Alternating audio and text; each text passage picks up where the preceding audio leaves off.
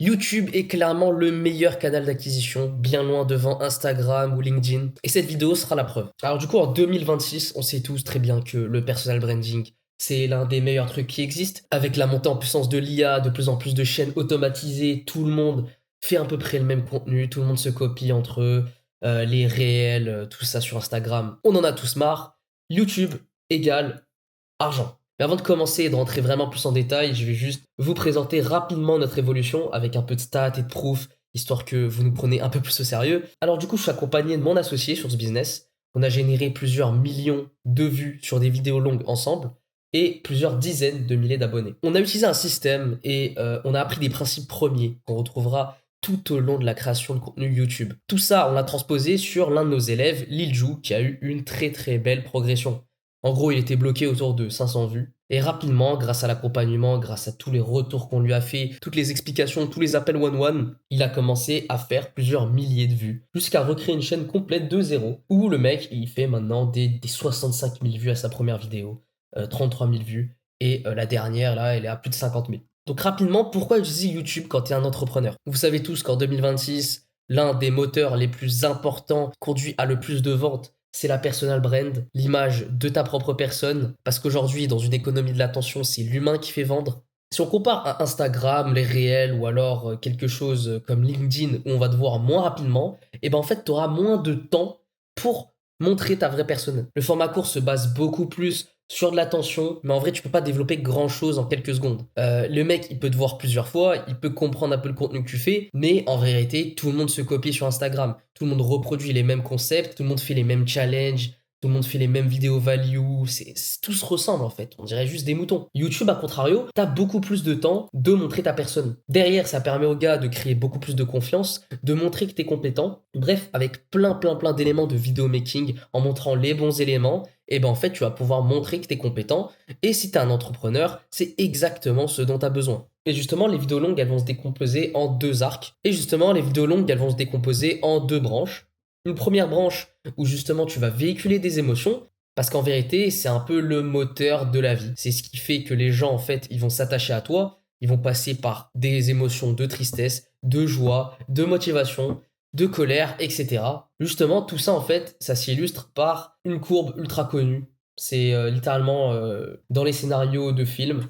Tu vas monter progressivement la tension, et à chaque pic, à chaque résolution de problème, la tension va redescendre un petit peu. Ou en fait, cette tension, elle va continuer de monter, de monter. On connaît le fil rouge et on sait à peu près où on va. Jusqu'à arriver au climax, ce pourquoi vous avez cliqué sur la vidéo, le grand sujet de la vidéo. Parce que quand tu vas voir un film, t'as vraiment une grande mission à la fin. Ce pourquoi t'as galéré tout du long avec toutes ces side quests, toutes ces aventures. T'arrives au climax, et bam, là t'as la résolution, et tu fais redescendre toute la tension. Tout ça, en fait, ça permet de véhiculer un maximum d'émotions. Et entre tout ça, tu auras plein de side quests, d'autres arcs narratifs, des digressions, tout ça, pour montrer plein de facettes de ta personnalité et rendre le tout divertissant. Ça, c'est une première branche. Et à côté, tu as celle de l'apprentissage, celle des vidéos full value, où vraiment tu vas arriver devant un miro, tu vas parler ou alors en vidéo RAW, en format RAW. Ça, c'est vraiment un autre concept où justement tu transmets des compétences plus que des émotions. Tu expliques vraiment ton domaine d'expertise, tu montres que tu es compétent, les gens comprennent un peu mieux ce que tu fais, comment tu le fais, et ils te font beaucoup plus confiance. Ces deux branches ensemble, c'est juste deux aspects différents de toi-même. Vous savez très bien qu'on porte tous des masques, on n'est pas pareil quand on est avec notre famille, quand on est avec des amis ou quoi. Et bah là, c'est à peu près pareil. C'est comme s'il y avait plusieurs facettes de ta personnalité qui se rejoignaient pour que justement les mecs, ils te découvrent et ils te voient sous plein d'aspects possibles. Ils peuvent très bien te voir souriant, te voir rigoler, et à d'autres moments un peu plus vulnérables où tu vas donner un peu plus de concepts, dire un peu plus pourquoi il y a des moments galères dans ta vie, tu vas partager des expériences, et d'un autre côté, on va te voir aussi en tant que businessman avec les compétences et la value que tu veux transmettre. Et tout ça n'a qu'un seul but, en fait, faire monter le niveau de conscience de ton prospect. Je pense que si vous êtes dans le business, vous avez tous déjà vu Map of Consciousness de David Hawkins, où justement, en fait, ton but, ça va de permettre à ton prospect de monter en échelle de conscience. Si par exemple il se trouve dans le paradigme de survie et que tu le fais monter un peu plus haut, et ben tu auras tout gagné. Ou alors si le gars il est déjà dans la partie verte et que tu arrives à le faire monter. Évidemment, plus tu vas prendre un gars au-dessus, plus ça va être difficile de le ramener encore dans une échelle de conscience au-dessus. Et tout ça, justement, c'est grâce à un système que tu connais très probablement, le tofu, mofu, bofu. Un funnel, en fait, qui permet de ramener des nouvelles personnes, progressivement, faire d'autres concepts où, en fait, tu vas expliquer le problème, tu vas éduquer ton prospect, donc plutôt le mofu, et enfin la conversion, le bofu, où justement, tu vas prouver avec des vidéos très, très spécifiques pourquoi, en fait, tu es la meilleure solution à son problème. Justement, en fait, quelque chose dont peu de gens parlent, c'est que la personal brand te permet de te permet d'être authentique et de te distinguer de la plupart des gens. Si en fait tu proposes un service qui est exactement le même que ton concurrent, mais que justement ton prospect il a préféré ta tête à celle de ton concurrent parce que justement tu parais plus humain, tu parais plus proche de lui, tu as montré par A plus B que en fait t'es un mec sympa au-delà juste du business et de tes compétences, que justement on peut te faire confiance et que tu as toutes les capacités de délivrer, et ben justement là tu as tout gagné. Même si vous avez le même niveau, le prospect il va préférer aller chez toi plutôt que chez ton concurrent parce qu'il connaît ta tête, il te kiffe pour qui tu es réellement plus que ce que tu apportes. Tout ça en fait, ça vient du storytelling. Le cerveau humain, vous savez tous qu'il est câblé pour le storytelling. À l'époque, quand en fait les hommes préhistoriques, ils arrivaient, ils rentraient chez eux, ils survivaient et qui racontaient justement à leur tribu comment ils avaient survécu, et ben en fait ça a permis juste aux gens de survivre progressivement et c'est resté même des millions d'années plus tard. Aujourd'hui, le storytelling fonctionne tout aussi bien dans notre cerveau, c'est justement pour cette raison. Et cette histoire en fait, elle a plusieurs échelles. Tu vas la raconter sur une première vidéo, mais en fait ça va s'étendre à l'ensemble de tes vidéos, à toute ta chaîne, à tout ce que tu as posté, tout ce que les gens vont voir de toi. C'est pour ça qu'en fait une stratégie, ça s'applique pas uniquement à une vidéo, mais ça s'applique vraiment à des mois de contenu, des mois de publication. C'est vraiment quelque chose qui est sur le long terme. Et tout ça, tout ce mécanisme te permet de vendre parce que les gens, ils vont te faire beaucoup plus confiance quand ils te verront pendant 20 minutes sur une vidéo. Je sais que tu as ce truc où il faut à peu près que le prospect te voit pendant 5 heures pour acheter chez toi. Mais en vérité, si tu prends vraiment une vidéo de 20 minutes et que dans la vidéo de 20 minutes, tu l'as donné un maximum d'émotion, tu as montré que tu étais compétent, le mec il s'est attaché à ta personne parce qu'on a vu des extraits où tu rigoles avec tes potes, des extraits où je sais pas, tu donnes ton avis même sur des trucs hors business, et ben le gars en fait, il va avoir cette confiance beaucoup plus rapidement et il sera plus apte à regarder ton contenu et atteindre ce palier des 5 heures. Mais maintenant sur YouTube, il y a un gros problème qui fait que beaucoup de gens n'arrivent pas à faire de vues, n'arrivent même pas à convertir ou vendre ou attirer de nouvelles personnes, c'est que vous êtes tous des moutons. Vous faites tous le même miro que Mathis Clouet a fait, mais le problème c'est que vous n'êtes pas Mathis Clouet. Mathis Clouet, il peut le faire parce qu'en fait, on connaît son visage. C'est lui qui a ramené ce concept. C'est la référence de ce format sur YouTube. Si tu fais comme Mathis Clouet et que par exemple tu as un sujet similaire à un autre gars qui se différencie, ou alors que tu as un sujet vraiment presque pareil que Mathis Clouet, pourquoi est-ce que le gars va regarder chez toi plutôt que chez Mathis Clouet? Et là, on parle vraiment de clics parce que sur YouTube, tu choisis de cliquer sur une vidéo. C'est pas comme sur Instagram où en fait tu tombes par hasard sur une vidéo parce que tu as un algorithme qui te conseille. Non, sur YouTube, tu choisis vraiment la vidéo. Si la miniature est pareille qu'un autre gars, si le format il est exactement pareil, que le gars il arrive 5 secondes après, il voit que c'était vraiment juste une copie d'un autre mec qu'il connaît déjà, pour qui il a vraiment déjà un peu de. Pour qui il est déjà un peu approché, tu vois, le gars il kiffe déjà ce que fait ton concurrent. Pourquoi est-ce qu'il regarderait chez toi? Pourquoi en fait il s'embêterait à perdre du temps, à donner de l'énergie dans quelqu'un qui ressemble déjà à toi? C'est pourquoi en fait il faut se différencier sur YouTube. C'est pas forcément facile et évident à faire si vous avez jamais réfléchi à ça, mais par contre vous allez vraiment voir la plus-value. Évidemment, il faut jamais réinventer la roue, je pense que vous le savez tous, hein. Tu réinventes jamais vraiment la roue. Tu prends des choses qui marchent un peu de partout et t'essayes de les mélanger, t'essayes de faire quelque chose, t'inspires des gens qui ont déjà fonctionné. Mais par contre, refaire quelque chose qui marche dans exactement la même niche que toi et le faire sans grande différenciation, c'est pas forcément le bon plan. Là, je pense par exemple à Mathis Chloé avec son Miro parce que c'est vraiment l'exemple le plus concret. Mais tu as aussi le building public tourné sous forme de vlog. Tout le monde fait exactement la même chose. Alors qu'en fait, et tout le monde, le problème, c'est même pas que tout le monde fait exactement la même chose, c'est que tout le monde le brande de la même façon. Building public, 2 points, comment j'ai gagné, enfin j'ai recommencé mon business de zéro, j'ai fait 10K par mois une semaine après. Tu vois, ça c'est un problème, ça c'est quelque chose que tout le monde fait déjà dans cette niche et qu'il faut savoir faire différemment. Et ça, comment tu le fais différemment? Tu prends des trucs qui marchent. T'es même pas obligé de prendre des choses qui marchent de ta niche, tu vois. Tu peux très bien prendre des trucs qui sont dans le divertissement ou alors dans des niches qui n'ont totalement rien à voir. Tu réfléchis et justement, c'est grâce à des principes premiers que nous on a appris avec nos années d'expérience que tu vas pouvoir comprendre qu'est-ce qui va fonctionner, qu'est-ce qui ne va pas fonctionner. Et en fait, tout ça, c'est uniquement du branding, c'est uniquement des choses qui font que vous allez vous différencier et apporter plus de confiance et plus de notoriété dans votre marché. Parce que si vous reproduisez le format de Mathis Coulé, en fait, vous allez juste contribuer à sa personal brand. Les mecs, ils vont voir votre miniature, ils vont voir le format, ils vont dire « Ah, mais encore un clone de Mathis Coulé ». Et tout ça, ça va juste renforcer sa personal brand et pas la vôtre. Et bah, c'est clairement pas ce que vous voulez. Hein. Donc, comment, en fait, on fait ça? Il faut justement, comme je vous l'ai expliqué un peu avant, appliquer ce format de tofu, mofu, bofu sur YouTube. C'est un funnel que vous pourrez retrouver en organique Instagram, en ads, à peu près partout. Mais sur YouTube, il est un peu différent et il est beaucoup plus naturel, je trouve. Quelle ironie quand je viens juste de critiquer le format de Mathis Clouet depuis tout à l'heure. Bref, comment appliquer le tofu, mofu, bofu sur YouTube?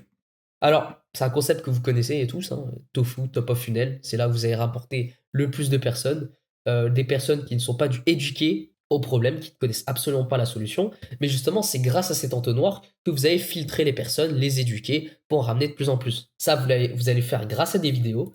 Mais justement, il y a deux façons de le faire. J'ai pris l'exemple de la chaîne Finari, qui fait des très très bonnes vidéos dans la niche de l'éducation financière. Et rapidement, un sujet tofu, une vidéo de tofu, c'est quelque chose de ce type. L'art de créer une dynastie légendaire, l'histoire secrète des Rothschild. Pourquoi c'est du tofu?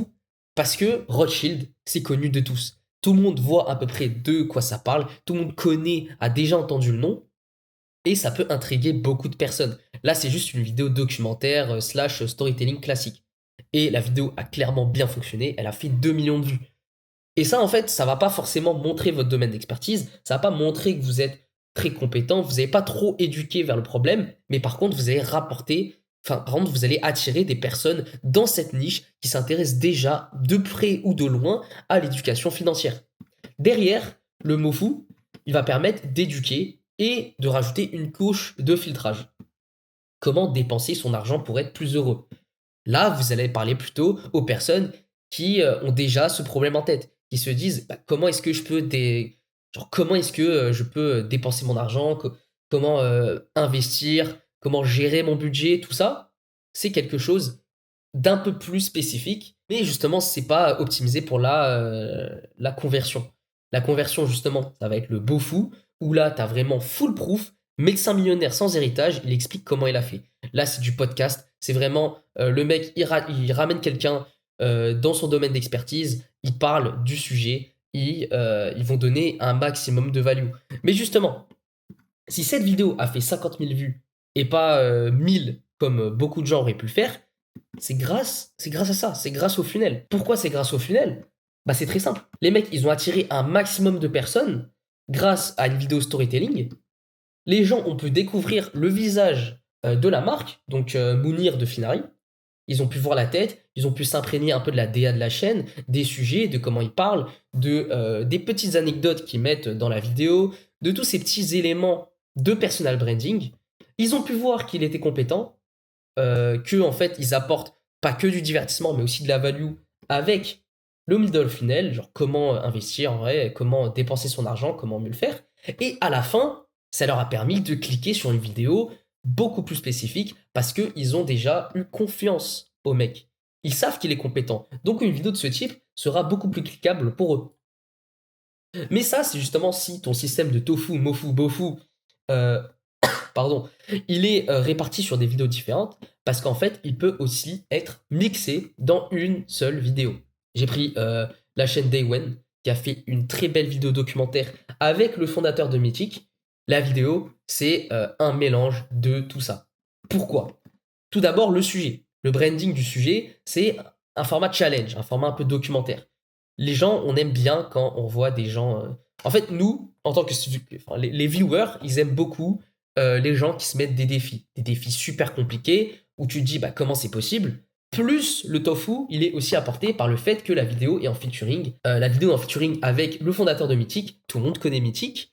Tout le monde connaît ce challenge où tu pars de zéro et tu essayes de créer quelque chose. Et justement, le mofu dans la vidéo, il arrive au moment où on va les voir vulgariser des termes business, où on va les voir travailler sur le business. Les mecs, ils vont créer une boîte, ils vont parler de plein d'aspects différents, l'aspect juridique, comment ouvrir un site, on va les voir brainstormer, tout ça, c'est du middle funnel.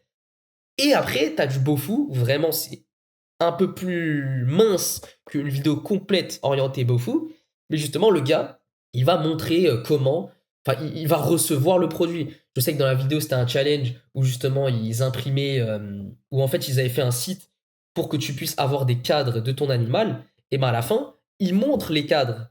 Ils renvoient vers un lien où tu peux toi-même aller sur le site. Ils partagent, ils parlent beaucoup du projet, et tout ça, c'est de la conversion. Évidemment, là, c'est vraiment un truc super grand public. C'est un exemple comme un autre, mais tu as des vidéos où en fait, c'est un peu plus spécifique. Même si tu prends un peu moins de personnes et que tu fais du plus niche, ça fonctionne aussi. Tu peux avoir les trois dans un ou alors une vidéo pour chaque domaine. Et rapidement, je vais terminer sur le Miro parce que, vas-y, le site, je l'ai fait en 30 secondes sur Claude et c'est pas forcément le plus pertinent. Mais bref, dans ce milieu, j'ai parlé avec beaucoup d'infopreneurs et il me sortait souvent l'objection du peu de vues mais qualifié. Ça rapporte de l'argent. Évidemment, ça rapporte de l'argent. Pourquoi ça apporte de l'argent? Parce que tu vas immédiatement cibler les personnes qui sont au dernier stade de leur awareness. Tu as juste besoin de montrer que tu es compétent et tu vas convertir. Tu vois, c'est comme ça que ça fonctionne. Tu fais de l'argent. Des gens peuvent faire des dizaines, des centaines de milliers d'euros comme ça. Mais petite objection, et en tant qu'entrepreneur, le but c'est toujours de faire plus. Le but c'est toujours d'aller chercher plus loin, de chercher plus de gens, de faire plus d'argent.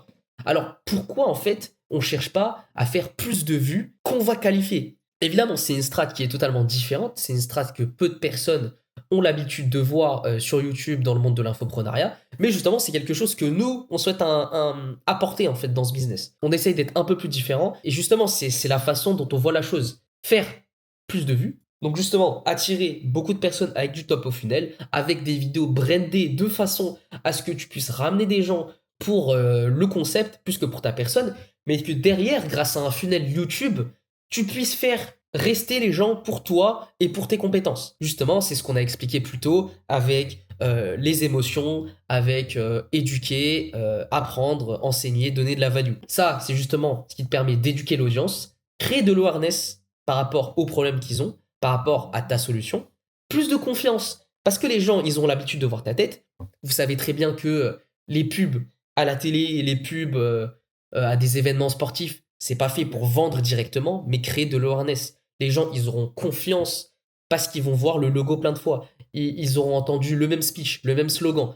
Euh, ils vont, ça va créer de la personal brand parce que les marques d'énergie drink, elles vont sponsoriser des événements sportifs. Ça va associer inconsciemment les gens à une image. Et ben, vous allez faire la même chose. Vous allez choisir des sujets qui vous permettent de créer de la confiance, qui vous permettent de montrer que vous êtes compétent et qui justement vont créer de l'awareness autour de votre visage.